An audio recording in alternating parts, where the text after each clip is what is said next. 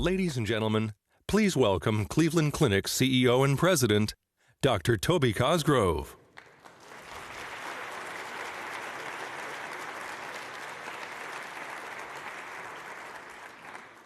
Well, good afternoon and welcome. We're delighted to have you all here. H. Lee Scott Jr. was CEO of the largest retailer in America and the third largest company in the world.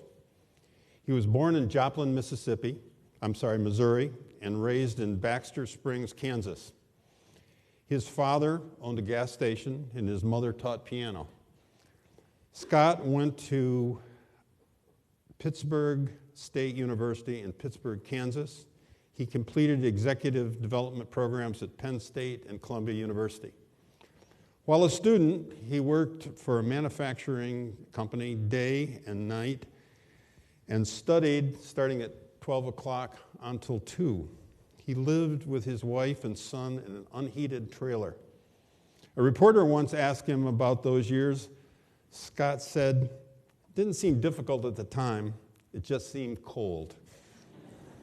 Scott learned the basics of transportation and supply chain working for a trucking company in a warehouse. He joined Wal-Mart in 1979 as Assistant Director of Transportation. Wal-Mart was founded in 1962 by Sam Walton in Rogers, Arkansas. When Scott joined the company, it had 271 stores in 15 states. He was rapidly promoted to head of transportation, distribution, and logistics. And in 1995, he was named Executive Vice President of Merchandising. He increased sales by making stores brighter and more appealing. His knowledge of logistics enabled him to slash inventory and streamline supply. In 1998, he was promoted to CEO of Walmart Stores Division.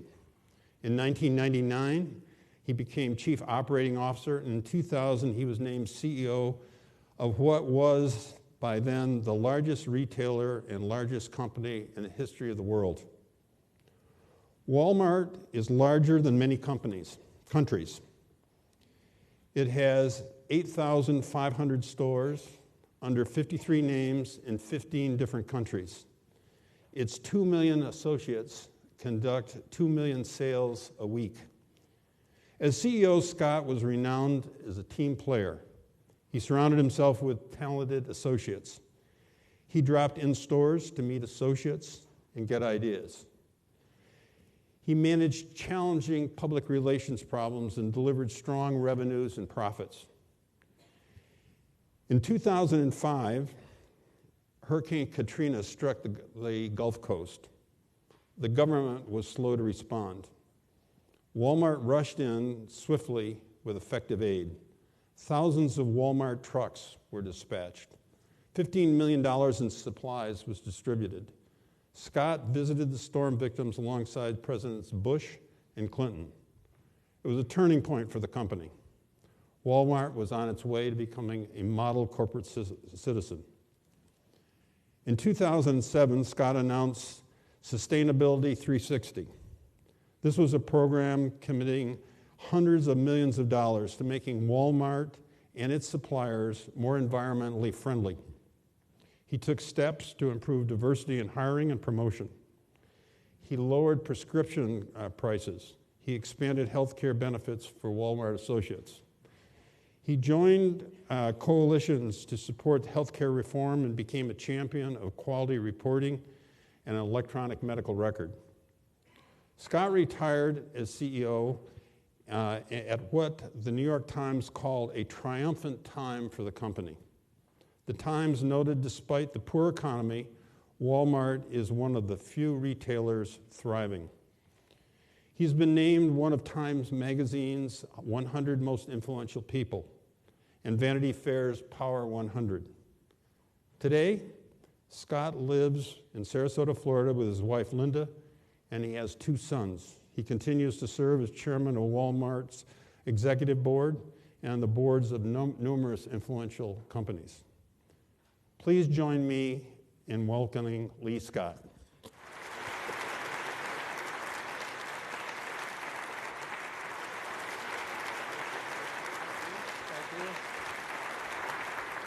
Thank you very much. There are parts of that are true.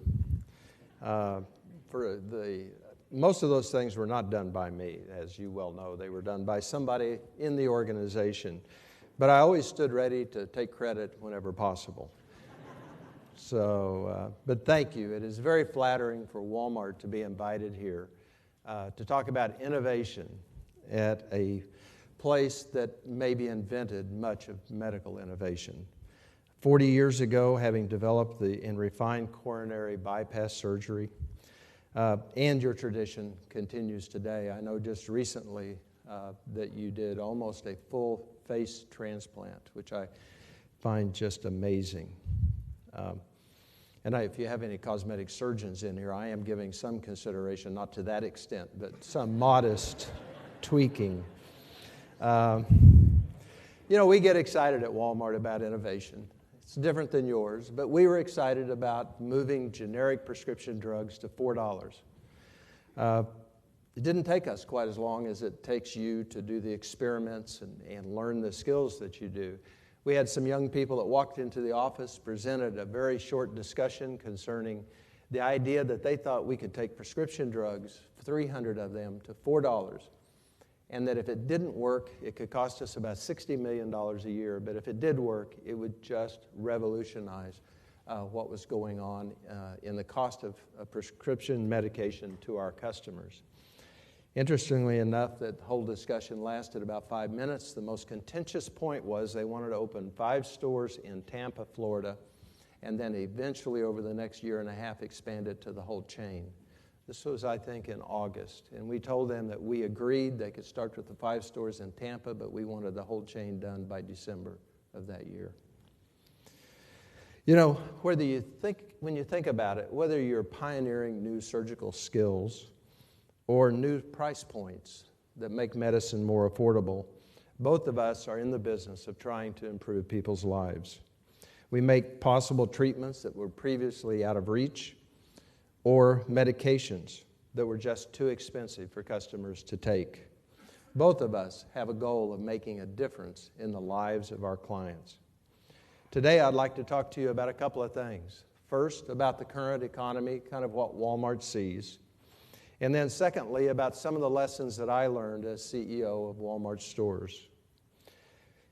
On the economy, I think it's clear that we have seen the worst of this recession. The GDP numbers show that the economy is in fact growing and improving. Certainly the stock market is reflecting enthusiasm. And by and large, companies are in fact gaining in profitability. They've been able to reduce costs and drive inefficiencies and create better business models. But the fact is that we're not just emerging from any recession. Let's take a look at unemployment. It's now at 9.7%, and I believe it's substantially higher here. Most believe it will stay in that range through the end of this year. More than 6 million people have been out of work for 27 weeks or more, and that is a record in post-World War II era. I know it's hard to believe, but does anybody remember that not too many years ago we had virtual full employment? We're not going to go back to that level quickly. Energy costs have a significant impact on our economy. The price of gas is not $4 a gallon as it was summer of 2008, but oil prices are back to about $84 a barrel. Make no mistake, consumers are more sensitive to fuel prices than to the cost of any other commodity that they utilize.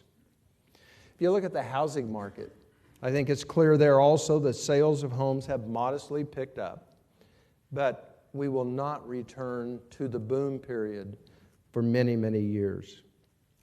Take Las Vegas. During the height of the real estate market in Las Vegas, the median home price was $315,000.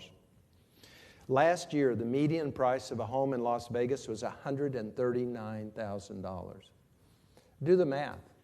Those people have lost more money than what their current value is on their home. What it all comes down to is we're not just working through a normal recession that will eventually end with a normal recovery. We are looking at a reset and a new normal for this economy. So what does a new normal look like for Wal-Mart? Our customers and our members of our Sam's Clubs personify the difficult economic challenges around this world, whether it's in Mexico, the U.S., or Japan. For instance, people are buying more of what they need right when they need it. So what does that mean? Well, it means that today, the busiest day during the Valentine's holiday is the 13th. The second busiest day is February the 14th. The busiest day for the sale of outerwear is not in August when it used to be when parents bought the full fall season of clothes for their children. The busiest day in outerwear is now the second time it gets cold in a community. Not the first time. The busiest weekend to sell back-to-school supplies is not the weekend prior to school starting, but is the weekend after school has started. People are buying what they need when they have to have it. On the first of the month at Wal-Mart, the large package of spaghetti is the best seller. At the end of the month at Wal-Mart, the smallest package is the best seller. Because people are buying for need, not buying to save money at the end of the month, just buying for the individual meal. We're seeing shopping volume increase on the first day of the month at midnight. So 12:01 a.m. on April the 1st, we had our biggest increase. We will have all month because that is when electronic benefit transfers hit the accounts. Customers are standing in the store with shopping baskets full of Enfamil and diapers and Depends or whatever the things they have to have in life, and they're waiting for the transfer to occur so that they can buy the things they need for their families. Customers are working hard to stretch their dollars. They're putting off high-ticket or discretionary items like furniture and non-discretionary items like tires. We had a surge in tire sales after the recent snows this winter as people made their way with slick tires through that storm and realized that it came time that they had to buy new tires. They had to make that purchase. Another trend we're seeing is more do-it-yourself. This past year, we did not have good sales in lawnmowers, but we had record sales in lawnmower blades and in spark plugs. We had record sales in crafts during the holidays because people were staying at home, making their own invitations, making their own greeting cards to save money. Let me just stop for a second and remind you, at Wal-Mart, we serve a customer base that goes from the poorest to the wealthiest. But 20% of our customer base does not have a bank. They have no checking account. They have no relationship with a bank. They cash their check at a check cashing station or at Walmart's check cashing facilities, and they live typically out of a white envelope until the next payday. What we've done at Walmart is try to position ourselves with our mission of save people money so they can live better. Our customers know that when they walk into Walmart, they're going to get the best price, just as they know when they walk into the Cleveland Clinic, they're going to get exceptional medical care. We've improved our store experience. Our stores are cleaner. Customers can get in and out of our stores faster, and our associates are friendly and they are more engaged. And how can I say that? I can say that because we measure through our systems millions of customers every quarter so that we get by individual store, by individual shift, even by individual person, feedback to know where we are meeting the customer's expectations and where we need to do work. We've made strides in merchandise, making sure that we have the products and services that customers demand in this kind of an economy. And we built trust very differently than most would have thought with Walmart, but we built trust with our communities and with our customers by stepping out on the big issues that face this country. We believe in health care. We believe in health care reform. We agreed and told the president that we agreed an employer mandate should in fact be part of the solution.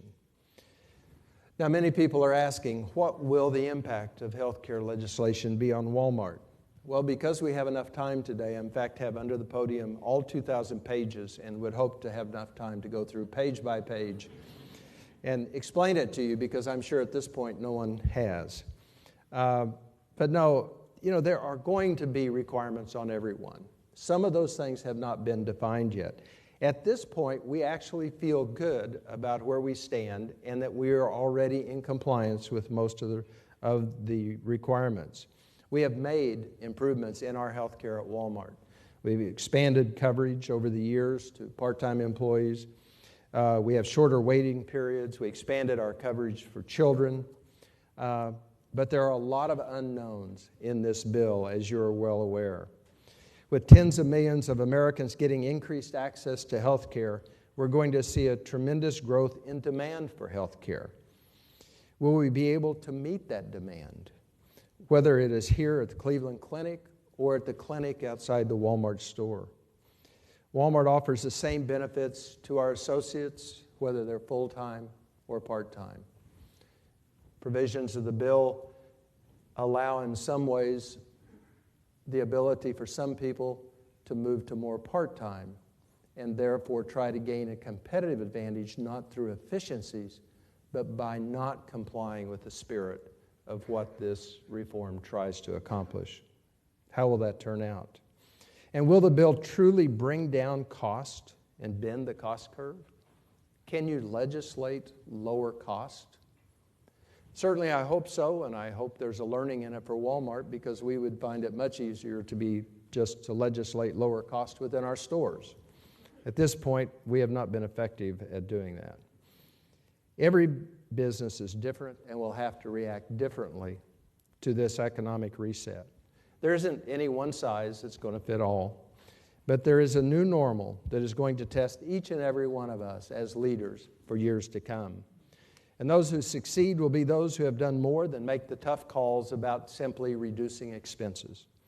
They will have made the smart calls about listening to their customers, their patients, making the right investments, motivating their people, and driving innovation.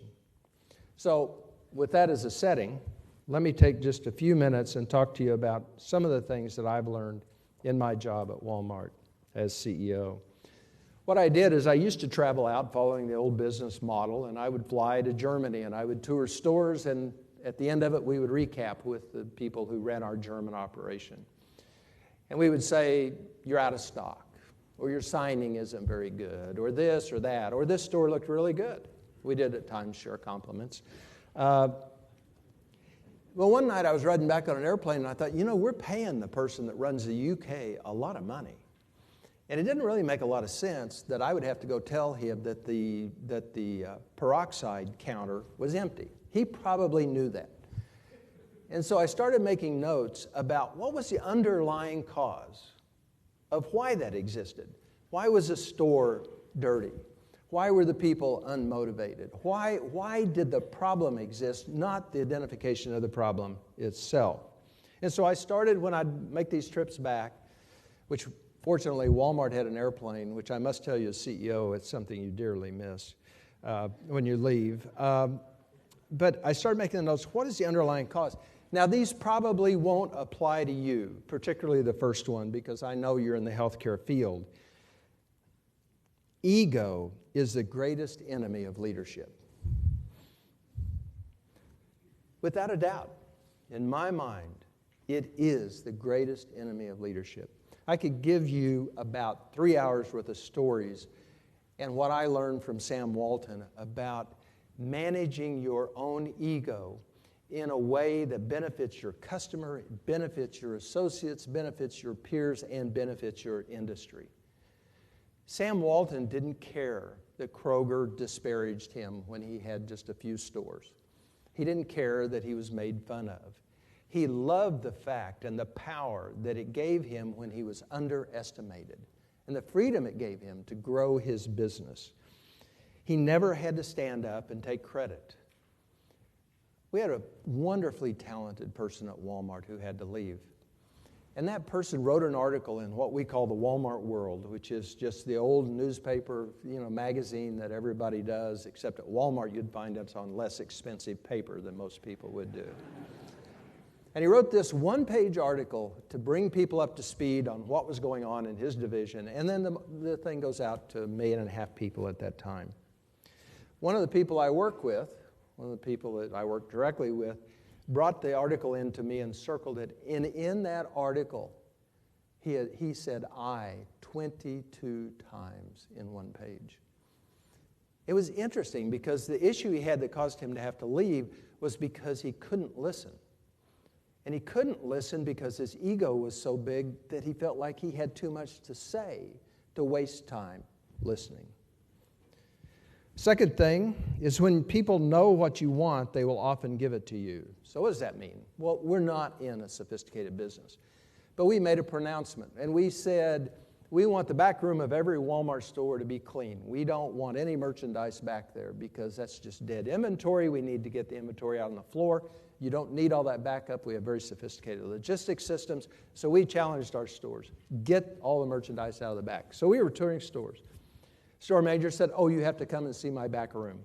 So we all walked back there and look at his back room, and there's not a piece of freight in his back room. The floor is spotless. I mean, it's just a thing. I apologize for this, but for us, it was just a thing of beauty, like a Van Gogh or something, a Monet.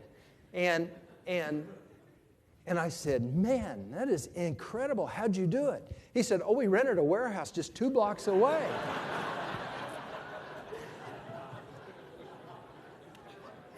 But he accomplished what we asked him to accomplish, which was to have a clean back room. And so often when we as leaders look at people and say they failed to give us what we wanted, the truth is we never did really make clear to them what we wanted and cause them to understand. Sam Walton believed that you should share everything with everyone. And that is one of the things that I hate most about what's going on with insider trading and all the other issues, because now legally you can't tell everybody everything. But Sam knew that if the Walmart truck driver knew how a store was doing and their profitability, if they knew how the company was doing, if they knew this month was tougher, that driver might do something to get a little better fuel mileage or to make a trip, an extra trip or whatever else. And he knew by engaging people and trusting people, not worrying about the 5% who are going to abuse you, but concentrating on the 95% who want to do well, that it would give you a strength that others do not have. The ability to give honest and constructive feedback is a rare talent. The way I talk about this, and again, I'm kind of so out of my element here, but in normal businesses, you give evaluations. In a Walmart, we give evaluations with 2 people in the room.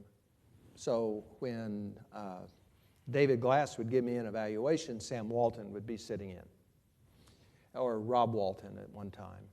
And when Rob Walton gave me my evaluation as CEO, the chairman of the comp committee sat in, and any other members who were desirous of doing that. And what happens is that keeps your boss from saying things to you like, "Well, you really did a great job," and then saying to their boss, "I really have concerns about Lee." Right? I mean, I know this is Ohio, but it's not that different than the rest of the world. I mean, God did not guarantee you would have an intellectually bright boss. And so, but what happens is it's unpleasant to tell somebody the truth. And so here's how I frame it. If you have a 25-year-old person working for you and they are extraordinarily good at 95% of their job and you don't want to lose them, but at 5% of their job, they are not good and they're doing things that are going to be harmful to them, not to you as a company, but to them. But it's easier for you not to cover the 5% because they might get mad and leave if they think you're going to criticize them or expect something different, so you overlook it. In my view, what happens is when they're 40 years old and their career has leveled out, the reason it has is because you cheated them out of a career because you didn't have the courage to tell them what they needed to do to be able to develop. You don't have to tell people meanly. You can tell them in a compassionate way that shows that you care about them as a person, but you don't have the right to cheat them out of a career because you have a lack of courage. So, again, this probably doesn't apply, but what you say and how you say it is not nearly as important as what is heard and how it is heard. So I can't tell you how many times I've talked to somebody after an evaluation where I didn't sit in, where 3 other people were in there, one person and the 2 supervisors. And I'd say, how'd the evaluation go? And the person would say, I told them everything they needed to hear. Whoop-de-doo. Who cares? What did they hear? What was their take from this? And so our CFO, what he does is he gives an evaluation. At the end of the evaluation, he says, when you go home tonight and you talk to your spouse or your partner, what are you going to tell them that I told you? What are the 3 things that you got out of this that were the most critical? You would be shocked at how many times in a year's period of time with his direct reports, what percentage would then list 3 things that might have been the most obscure and most unimportant things that were talked about in the whole thing. And it's not always that they were elevating, things. Sometimes the last thing they would say is how well they were doing, when in fact a lot of this was built around the fact they had had a phenomenal year. What you say and how you say it is not as important as what is heard and how it is heard. And then let me skip to the end because I want to do questions and answers. Integrity is the single most important characteristic of a leader. I think that has been true forever, but I think it is even more true today. I don't like the word transparency because I think it has been used so much in the press lately in a way that isn't true. I followed, speaking the other day, I followed a couple of people who were in politics. And then I got up and spoke, and they were, great speakers. But I felt so good because I actually, in my 30 minutes, said something. And,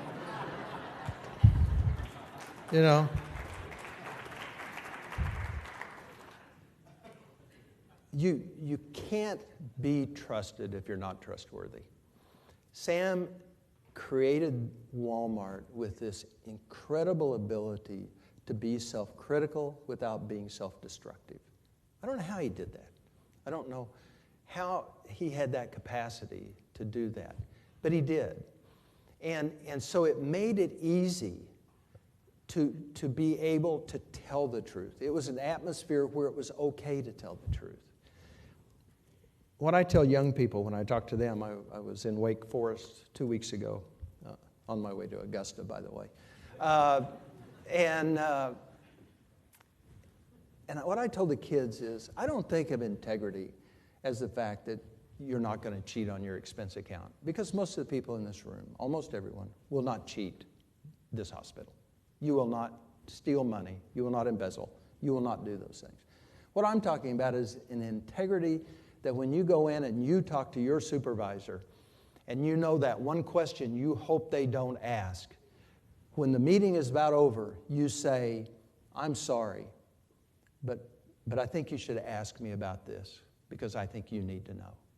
It is an intellectual integrity that makes the organization stronger, that really does build trust, that isn't about working for somebody who's smart enough to get the truth out of you and the fact that you will tell the truth when asked, you just hope you never have to tell the truth. It is about standing up and saying, I did this poorly. We do that. If you had been at our board meeting in Orlando last month, I swear you would have thought, if you're an outside director and didn't know anything, you would have thought Wal-Mart was going to go bankrupt by now. I mean, we had $14 billion in cash flow this past year. We have 4 free cash flow. Cash flow is 20-some billion. And we're in good shape. But what we do, and what Mike Duke does now as the leader of Wal-Mart, is that we don't make the board ask the right question. We tell them the things we think that they should know. And then if they have to ask the right question, it is about what's going on that's good, not what's going on that's bad. So anyway, with that, I'd love to answer some questions. My last question and answer session, I must say, though, was with the professors, mostly from the arts, at Wake Forest, whose feelings of Wal-Mart were not as warm as mine. Their questions were quite articulate and grammatically correct, but in some cases hurtful. But actually, I enjoyed that too. So, but anyway, love to answer questions if there are questions. Lee, I didn't hear anything about card check in your presentation, and I know I'm getting you a little bit off the track of what your themes have been, but it seems to me that's a very significant problem for Walmart. What's your view of it? Well, I work with a guy named Leslie Dock who's helped me through, you probably are not aware of this, we went through kind of a rough patch at Walmart where we weren't very popular. And what Leslie always does every time I start to answer a question, he's over on the side and he goes like, lift the answer up. So let me lift it up and then I'll come down. I think card check is horrible for America.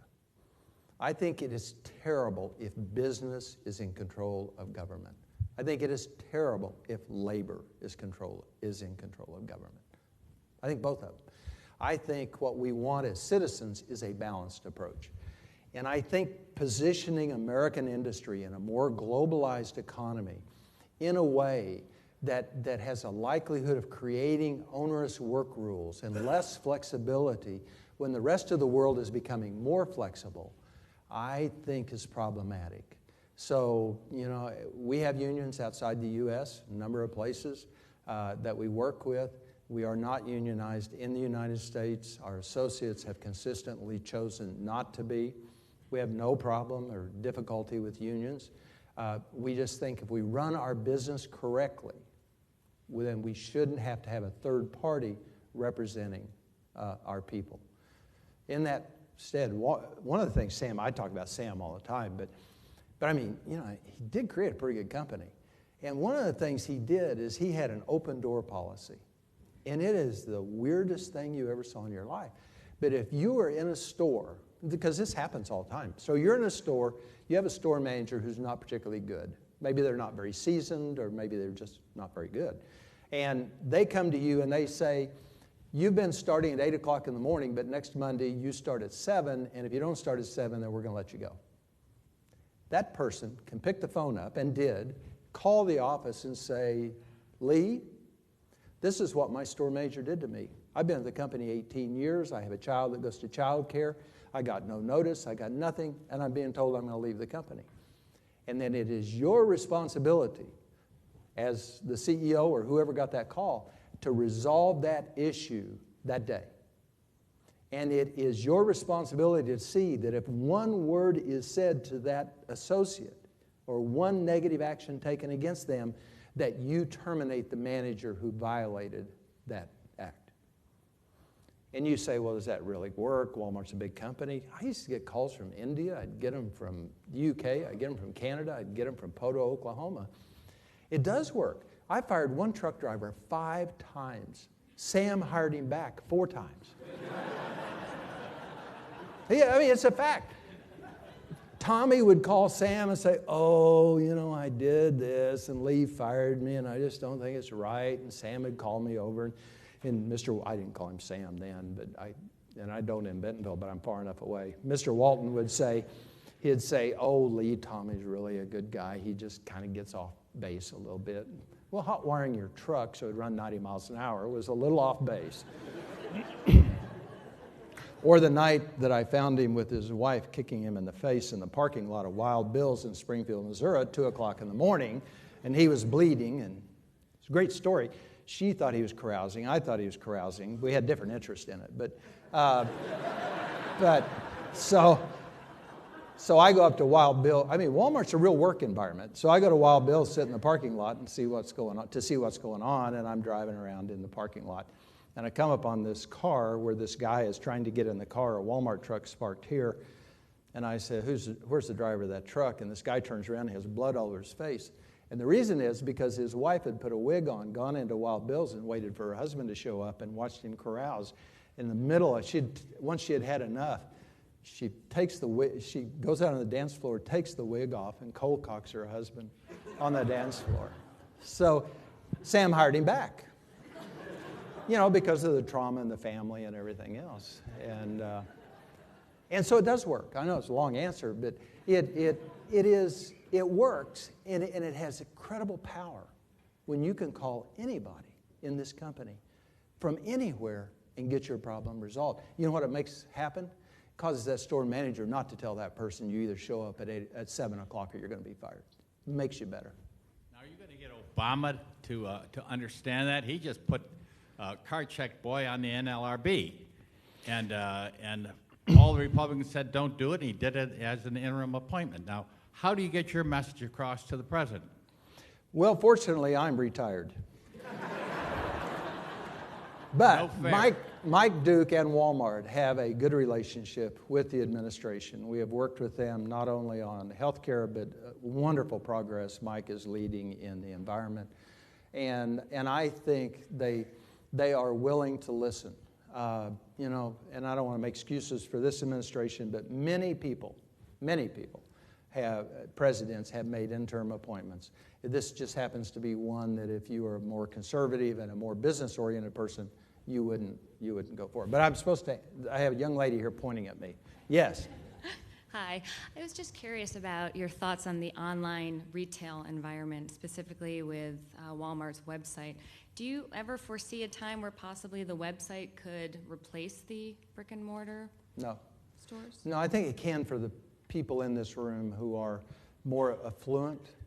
But when you go back to the 20% of the customers who don't even have a checking account, they can't afford to pay a little bit more. And there are products that are just more efficient to deliver. Much of the food products and things are just simply, not as convenient, but more efficient to deliver in a store and have people pick them up. But will more and more business move online? The answer to that certainly is yes. As well as more and more business that we have currently that will move into a digitized form that is going to make a big difference. Yeah. My wife got an iPad. Steve Jobs sent her one. Had a nice note, said, "Enjoy, Steve." And I noticed they'd charged my credit card too, but which is one of Walmart's rules. But I think it's going that way. I mean, it will. But I think for all of you, you will just increase your online purchases just more and more. And Walmart.com is having extraordinary growth, but our site needs to get better. Thank you. Yes, sir.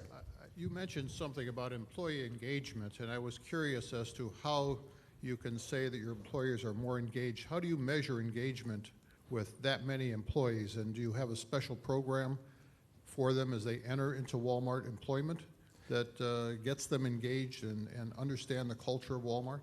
We have a pretty extensive program, to cause people to understand, that has the videos of Sam and the discussions and the expectations of them and what their expectations of us should be. Because Sam always thought that was one of the things you ought to do, is you ought to cause your associates to understand what they should expect out of management, not just accept what they get. And then we do all these surveys just on this ongoing basis, and we measure every store. Customers are easier. We only do the associates once a year, but we do the customers all the time. And then we follow up. If you're a store manager and the engagement scores in your store are not good, then you are going to have a problem. And then you have to lay out a plan on how you're going to get to where they need to be. People visit your store, talk to the associates about why do you feel that way, what's happening. And we have so many wonderful store managers, but we also have some who just, maybe they were good last year, but this year they're going through a divorce and there's anger built up, and all of a sudden they're rude, they won't listen or whatever. And then you've got to be able to discover that and get on top of it. Yeah. Many times Sam would visit stores, never talk to the management. I mean, he wouldn't ignore them, but he would only talk to the hourly associates. Right, Mr. Rich? Yeah. Yes. Hi, I was an internist in Florida, actually, Brandon, Florida, not far, when you guys opened up that program with the generics, which was tremendous help to my patients, some of them who really needed it. My question is, was there any plans, I'm not sure how you guys determined how you're expanding it, if you are planning to expand it, and also would they, has there been consideration for some of the over-the-counters that are out there that people use all the time, such things that come to mind, things like Claritin, Prilosec, those type of things. And I didn't know, it was a good benefit. I don't know if that was something that's possible for those to expand. We took our OTC Equate brand, remember that one? We took the Equate brand and we moved it to $4 on a bunch of product. Clearly you cannot on Claritin, which is, I don't know what I paid this past week. I've got allergies, and so, and we cannot on those. I mean, we make very little margin on that. But we are trying to bring the Equate brand where we can down to the $4 price point. Put it on the side counter, all as one grouping of $4 generic and OTC on over the counter. Which I'm glad you asked that question, because if I could preach just a second. Do I have a minute I can preach? So I got this youngest son. He's pretty smart, but the smartest thing about him is he's got this gorgeous 1-year-old daughter, and Charlotte. And so my wife was talking to Wyatt this week, and she said, Wyatt, you know you have reflux, and he probably doesn't want everybody to know that, so don't tell anybody. And I know you take this prescription that's like $300 a month, but there's now this, I can't remember the name, it starts with a Z, that is out now, OTC, and it's supposed to be very good, and it might be something you ought to try, and it's like $20 or $24, something like that, for a month's supply. And Wyatt said, well, I can't do that. She said, why? He said, because my copay is only $10. The insurance is paying the other $290, and if I buy the OTC, I'm going to be paying $20. That's $10 out of my pocket. If there's ever anything that told me there may be something wrong with health care, because, I mean, this is not an evil kid or, you know, I mean, he's not unintelligent or anything, but he's looking out for himself, and in the process, costing the healthcare industry $290.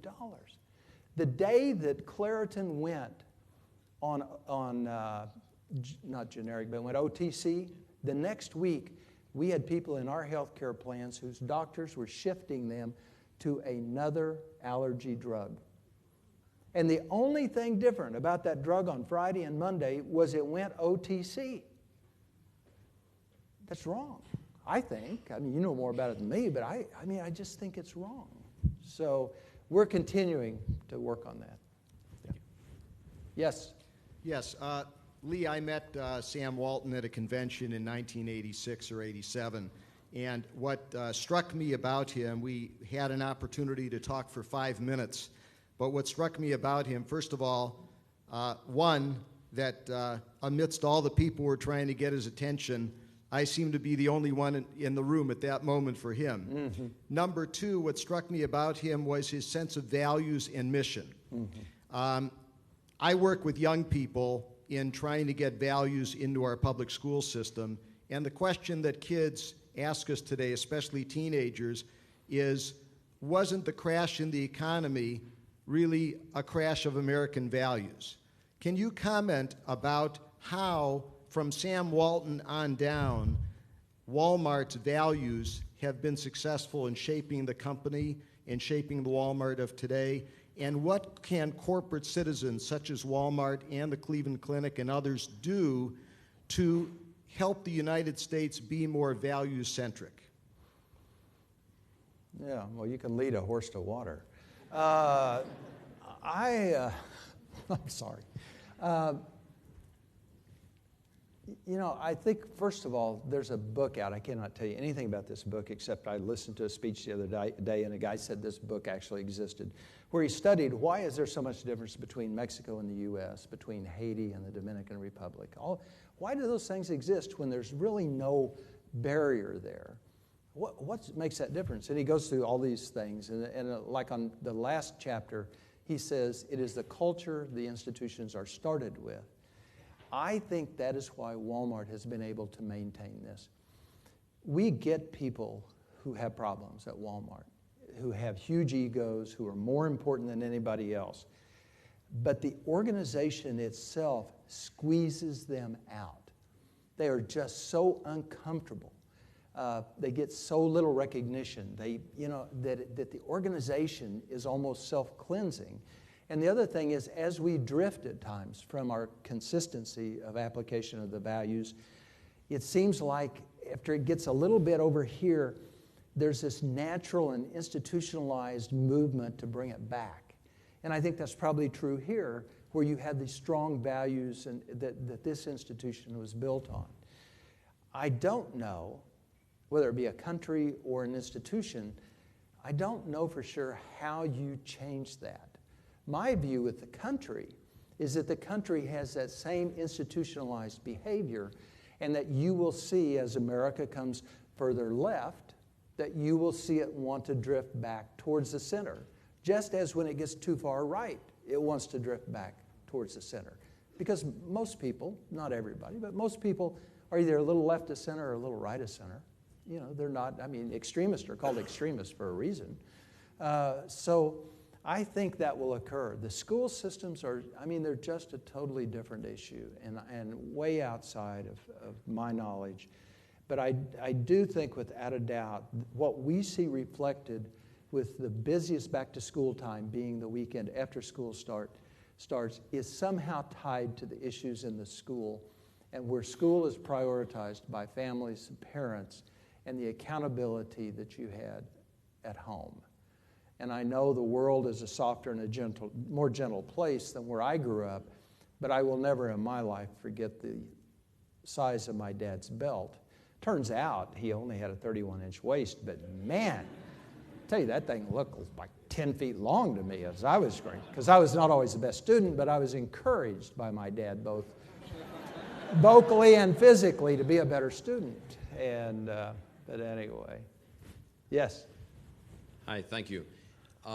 You've talked globally, and you've talked very practically, and I have a very practical, down-to-earth question, how I do it thing that maybe you'll want to go back to your first management position at Wal-Mart to talk about. But as a manager of a Cleveland Clinic facility that has 500 employees, how do I prove to them or convince them or whatever is the right word, and I can't figure out the right word, that I want to hear the truth from them and will work with them on the things that they think are wrong and not just the things that they think are right? You can't handle the truth. I love that line. I'm sorry. I don't think you can. And I think when you set out to prove that you are trustworthy, I think it's fraught with difficulties.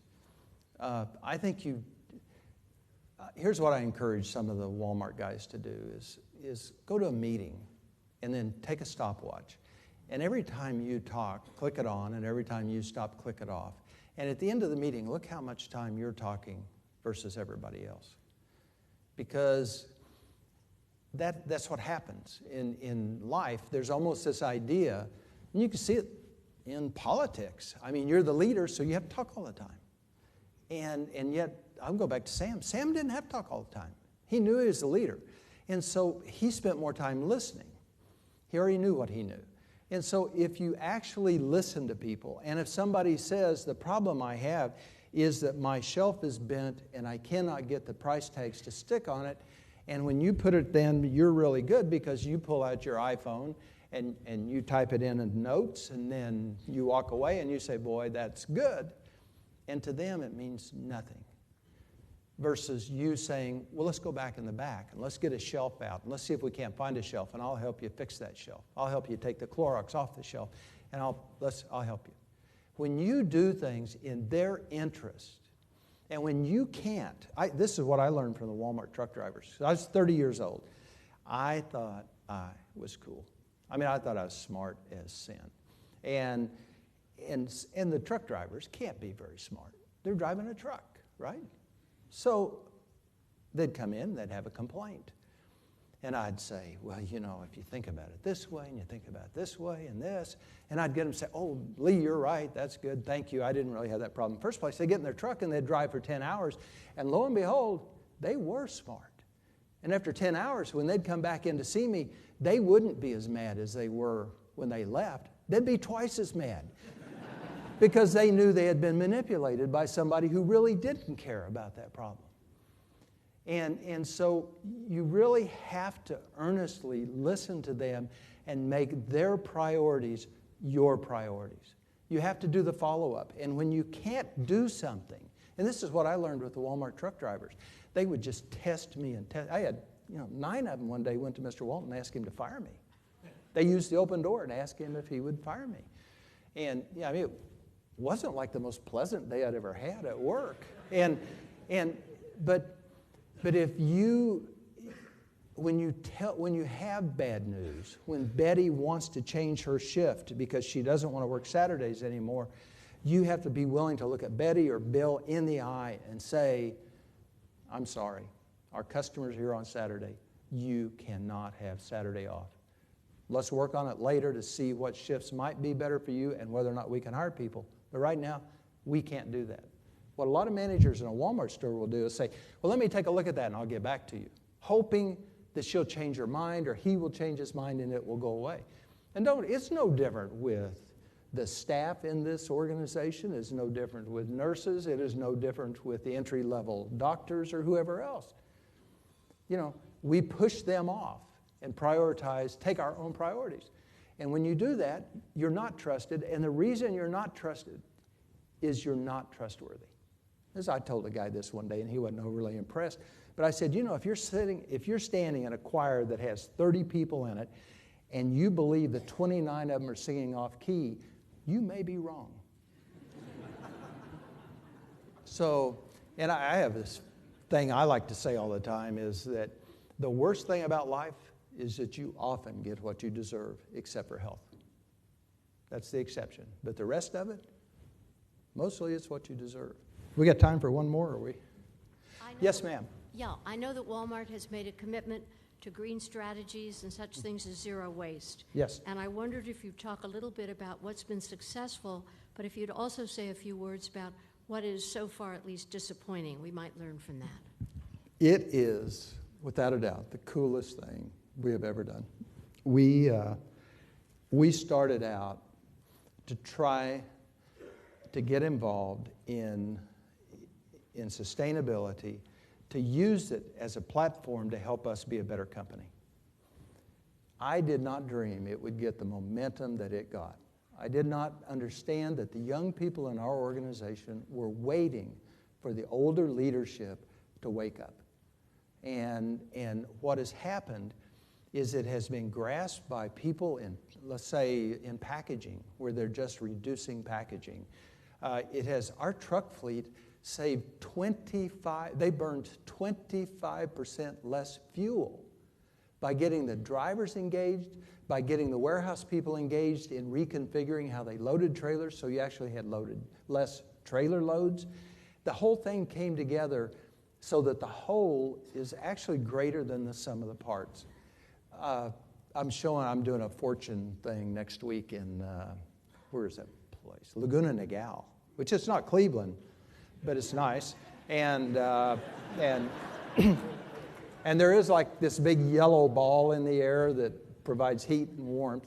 But anyway, I'm going to show a picture there where in Guatemala City, we have in one store, we just started this, we have installed these new lights and LED lights in the parking lot that increase the illumination incredibly, but because of the way those lights work, the bleed off on illumination is actually less. Colors are truer, you can see, and it's a very dangerous city. So it's, from a security standpoint, it uses half the power that the current lights we were using. Better security, better everything, and the maintenance on them, you only have to change them like once every 7 or 8 or 10 years versus every year or two. So it's just a win-win, and those lights being made in North Carolina and exported, green jobs being created and exported. So those things are going very well. We're making great progress in China on how the waste is being treated out of the factories that make products for us, the social environment in the facilities themselves. And then a number of our suppliers, like the P&Gs, the Unilevers, the Bic, Bruno Bic with Bic razors, he's just a wonderful person, which is unusual. He's French. But But Bruno just is incredible, and you look at his products now, and he's doing all kinds of recycled packaging and recycled plastic in the handles. So the suppliers have actually taken a leadership. If I had to say, what am I disappointed with, it is that other 30% of our people who just won't get off their buns. So you've got one group of buyers, and you've got a group of store people that are working on personal sustainability programs and recycling and losing weight and smoking cessation and all the rest of those things. And then you've got this 30% who, they don't believe in global warming, so they think you're somehow have sold your soul out if you eliminate waste. It's like stupidity, but they do. They think if you buy in to efforts to help the environment, that somehow you've sold out to the people who believe in global warming, and you just have a hard time. And then you have a group of people, too, part of that same 30% that are just unengaged, that we haven't engaged. That's the part that bothers me. But we're doing cool stuff in Costa Rica, Argentina, Brazil, Canada. Incredible. One more? All right, one more. I get to be the guy who asked the Duke or the Wake Forest question. So welcome to Cleveland, first of all. I really appreciate being here. And I have 6 beautiful children. We're blessed, but we don't shop at Walmart anymore. Mm-hmm. In fact, we call it China Mart. And, locally I do business consulting. I've seen businesses go out of business because of Walmart. I've seen manufacturing shut down all around the Great Lakes area. Walmart, to many of us here locally, has hurt business. What can Walmart do to help grow local manufacturing, local American products, not support, China, who does a lot of suppression of freedom of rights and talk and expression? So don't mean to be so critical as the last question, but what can we do to help America grow? Well, actually, I kind of like the question. I like difficult questions because I think that whether you are in Walmart's chair or you're in your chair, it's easy to simplify things and to cause people like to be able to galvanize and simplify, and then it's easier to understand. Walmart started sourcing from China years ago along with other people. If you're not buying from China, then, first of all, economically, you must be very well positioned because, and secondarily, then there's a lot of things that a person of normal means couldn't buy, like Christmas trees, Christmas lights, Christmas ornaments, and those kind of things. Because of what's happened in pricing, whether it's Walmart or whether it's Target or whether it's Dillard's or whether it is anybody you want to talk to, Best Buy, Linens and Things, they don't exist anymore, Bed Bath & Beyond, whoever you want to talk about, are sourcing from places that make product affordable. So today, the low-income customer, who is Walmart's base, is able to buy a barbecue. They're able to buy the things they need at affordable prices and do much of the things that you can do because they can afford it, because those things are very, really reasonable in value and in price. If you have money, it is hard to imagine when you're living paycheck to paycheck what $5 more does in your inability to participate in the rest of society. Now, not here, but in other places that might be a trip to McDonald's or somewhere else. And I said not here. But so things get affordable. Employment is actually higher. Where Walmart goes, small business. We have all the statistics. Small businesses, small retailers actually thrive where Walmart is. The towns that have Walmart do better long-term economically than the towns that do not have Walmart. But what we do is we have a Buy America program that we no longer call Buy America. We call it Made Right Here. And what we do is we're willing to pay 5 to 10% more for an American manufacturer. But because our premise is we save you money so you can live better, we cannot just offer products that are made here that put us at a competitive advantage, because most people in this country have to save money. And that's what has driven this. Our economy actually, during this long period of time, if you think about it, it really has evolved. Places like North Carolina and South Carolina, the industries have changed. In North Carolina, and particularly with high tech and those things having taken over and created more jobs and created more wealth.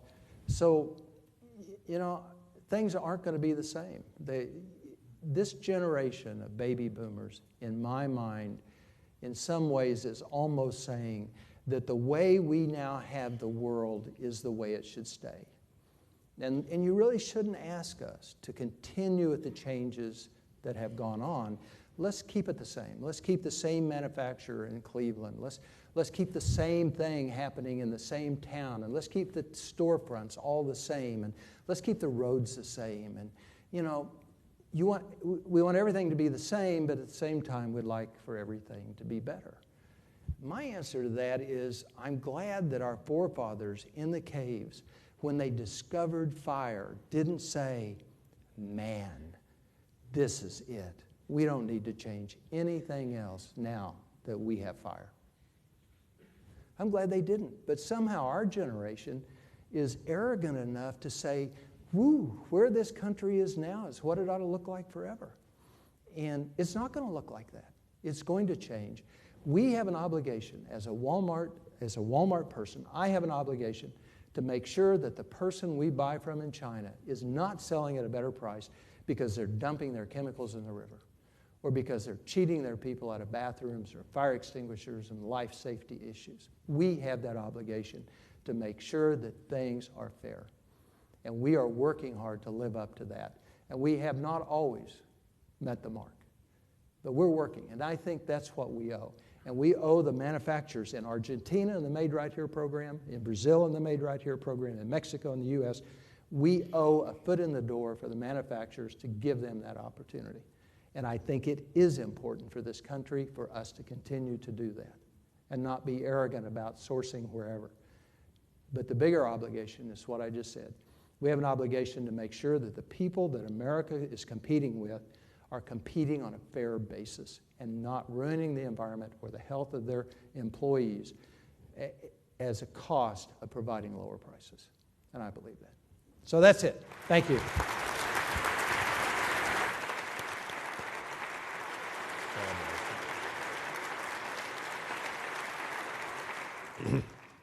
Well, Lee, I really want to thank you for the message that you brought us today, particularly for telling us about this orange thing in the sky that provides light and heat. We've heard about it. We're looking forward to a report about it. And we have all been impressed by Walmart. We now understand why Walmart has had its phenomenal growth and success. It's because of the incredible leadership that you and others have provided. So I want to thank you on behalf of all of us. You have been terrific. I'd like to thank all of you for coming today and invite you to join us on May 5th when Michael Dell is going to be here as our next speaker. Thank you for coming. And Lee, thank you very much. You were terrific.